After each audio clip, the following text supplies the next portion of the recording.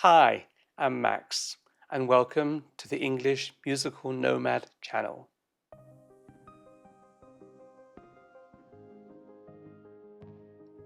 Hi, and welcome. Today we're going to be doing a follow-up video looking at the importance of maintaining a routine while traveling. And we're going to talk about how to maintain a routine and the importance for both your health, mental health, and general well-being. And that starts at the beginning of the day. So, for example, trying to get up at the same time, maintaining a similar routine every day where perhaps you'll have breakfast before you start work, take some time to maybe read posts online if that's your time to use to doom scroll on your device. Maybe read a newspaper article, or read articles online. Get into a routine where that you're coming into the day gradually. So a nice breakfast, bit of downtime for yourself. Maybe it's just listening to the radio, listening to some music, but maintaining that kind of basic routine in the morning. It's important during the day when you're working to set blocks of time. Now there's a technique called the Pomodoro technique, and I apologize if I am absolutely butchering that name. But basically the technique is where that you block your times, work times, into a 25-minute block. And then after 25 minutes, you take a 5-minute break. Now that could just be to get up and stretch your legs, grab a coffee, some juice, something, but take a 5-minute break away from work. And basically just do that continually through the day. Also, when you're thinking of work, think about the times when you're particularly more productive than others. Now, for example, myself, I'm better in the mornings. I find myself far more productive in the morning than I am, say, in the afternoon. I think we've all kind of at some point, if not every day, hit that 2 o'clock war and we go for our coffee or extra caffeine or whatever it is to boost us, to get us through the remainder of the day. So if there's any particular tasks or work that you have to do that maybe requires particular attention or detailed, or anything that perhaps you may be wanting to put off, we all have those jobs where it's like, I don't really want to do that now. Better to handle those during the times when you feel you're most productive at. And like I said, for me, that's the morning. I feel far more alert and ready to go than I do in the afternoon. And use tools, perhaps. Use things like your calendar, or there's other tools like Notion, Google Keep Notes to help better organize your day.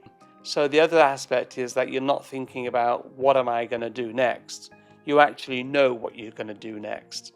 For example, when I do these videos, I have a schedule for the entire month of February. So I don't have to think when I'm going to do a new video, what am I going to do the video about?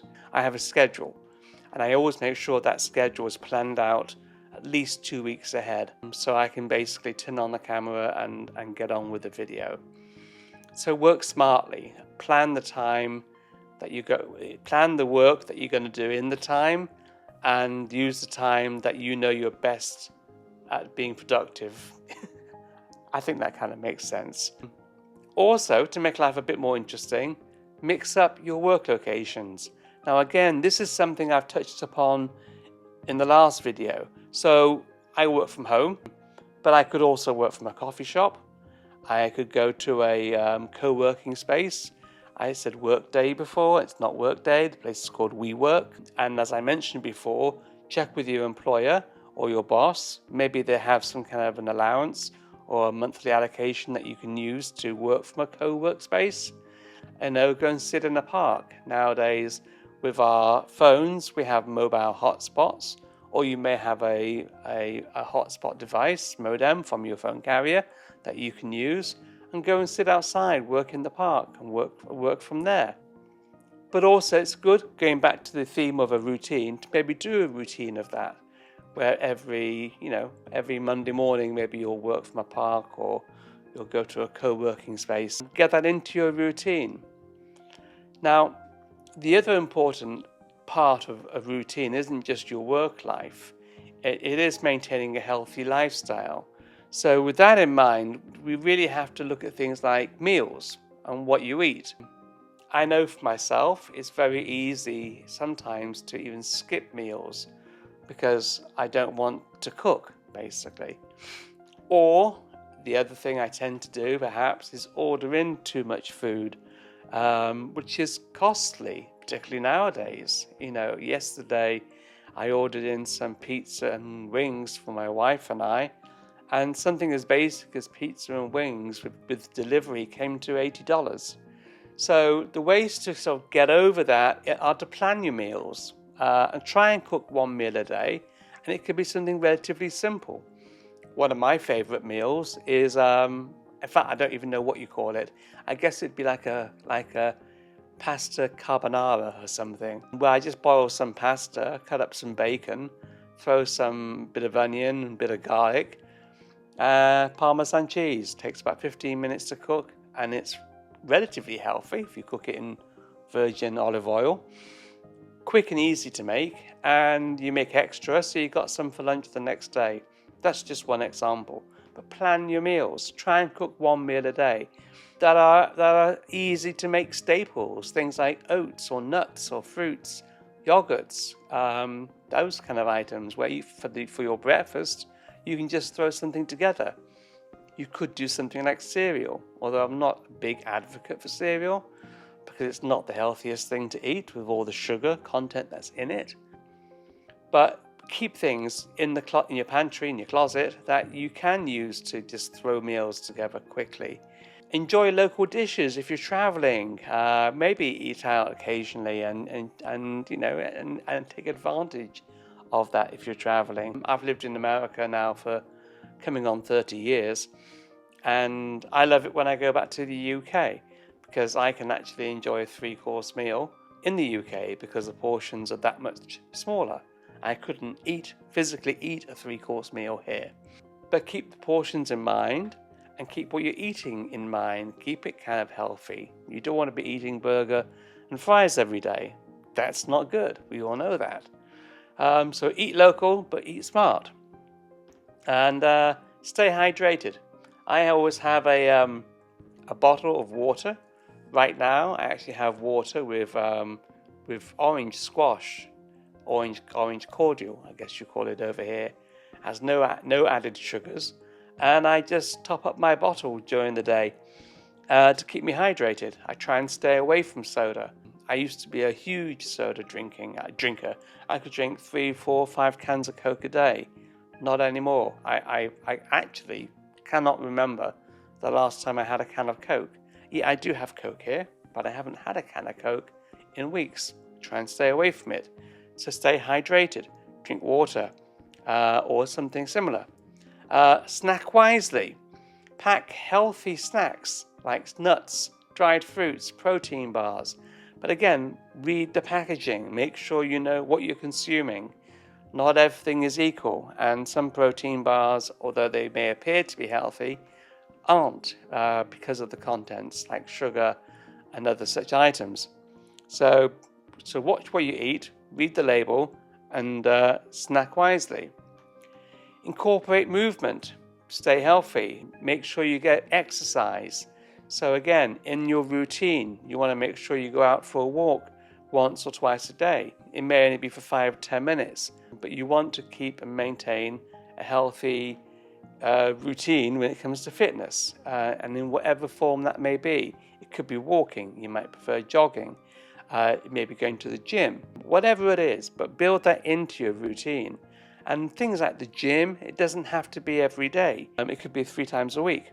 But I would certainly recommend like walking, doing that on a daily basis, and track your exercise. There are plenty of toys, as I would call them, gadgets that you can use to track your exercise. Things like smartwatches or your phone, Fitbits, rings. There's all kinds of different devices that you can use to track your exercise. So maybe set yourself a target and be realistic with your target. If you know you're sat at a desk a lot of the time, maybe you can't do 10,000 steps. So do something realistic, maybe try 5,000. And if 5,000 doesn't work out, reduce it to whatever level amount does work out. But you want it to be an amount where it's not easy to achieve, but it's not difficult. And then what you can do is, once you start on a regular basis achieving that step count, for example, increase it slightly, a little bit at a time, and force yourself to make that new level.